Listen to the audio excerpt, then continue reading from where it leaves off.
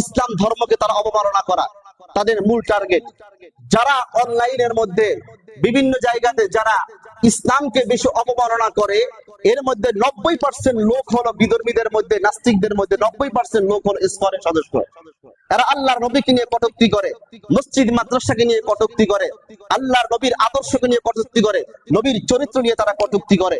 এবং তাদের আরেকটাই হলো দাঙ্গা লাগানোর একটাই হলো যে তারা তো দাবিও করছে এটা বাইতুল মুকাররম মসজিদের নিচেও নাকি মন্দির পাওয়া গেছে। জোরে বলেন নাউজুবিল্লাহ। এবং আপনার পুরান ঢাকাতে কিছু মসজিদের কথা দাবি করেছে যে ওই মসজিদের নিচে নাকি মন্দির পাওয়া গেছে, মসজিদ ভেঙে মন্দির করা হবে। জোরে বলেন নাউজুবিল্লাহ। সম্মানিত হাজিরিন, তাহলে এই রকমের উস্কানি দেওয়া, যে ইসলাম ধর্মের অবমাননা করা, এটা হলো তাদের মূল টার্গেট। এরপরে তাদের আরেকটাই হলো ফাঁদ, হলো তারা গেরুয়া প্রেমের ফাঁদ নামে তাদের একটা প্ল্যান আছে, যে এটা হলো তাদের এইভাবে তারা ষড়যন্ত্র চালায়।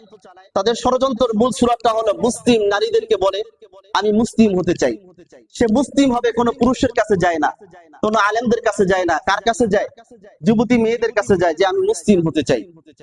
এরপর তাদের সাথে সম্পর্ক করে, তাদের সাথে অনৈতিক কাজ করে, এগুলোর ভিডিও ধারণ করে এরপরে তাদেরকে বাধ্য করে যে তুমি আমাদের হিন্দু ধর্ম গ্রহণ করো। জোরে বলেন নাউজুবিল্লাহ। এবং হিন্দু ধর্ম গ্রহণ করার জন্য সে তাকে চাপাচাপি করে, অথবা তাকে ভারতে পাচার করে দেয়, অথবা খারাপ জায়গায় তাকে বিক্রি করে দেয়। আর এগুলোতে যদি সে রাজি না হয়, তখন সুযোগ বুঝে তাকে খুনের মতো জঘন্য অপরাধ তারা করে ফেলে। এগুলো তারা কেন করে? তাদের ধারণা কি? তাদের ধারণা হলো যে তারা মুসলিম জনসংখ্যা হ্রাস করে হিন্দু জনসংখ্যা তারা বৃদ্ধি করবে। জোরে বলেন নাউজুবিল্লাহ। মুসলিমদের উপর তারা কর্তৃত্ব জ্ঞাপন করবে।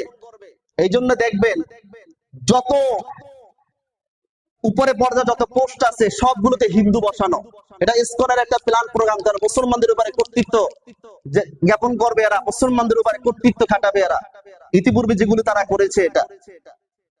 এরপরে তারা আরো এটা মনে করে যে যদি আমরা এভাবে হিন্দু মেয়েদেরকে ভাবে আমরা শেষ করতে পারি, তাহলে এতে আমাদের পাপ মোচন হবে এবং বাংলাদেশ এটা হিন্দু রাষ্ট্র বানিয়ে আমাদের জন্য সহজ হবে, অথবা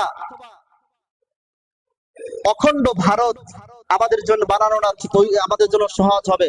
অর্থাৎ অখণ্ড ভারত মানে হলো তারা রাম রাজ্য তৈরির জন্য তারা প্রচেষ্টা চালাবে। জোরে বলেন নাউজুবিল্লাহ। আর সর্বশেষ যেটা, তাদের আলাদা পতাকাও আছে, গেরুয়া পতাকা আছে। যে কিছু কাল দেখা গিয়েছে যে তা বাংলাদেশের পতাকাকে তারা অবমাননা করে গেরুয়া পতাকা তারা উত্তোলন করেছে।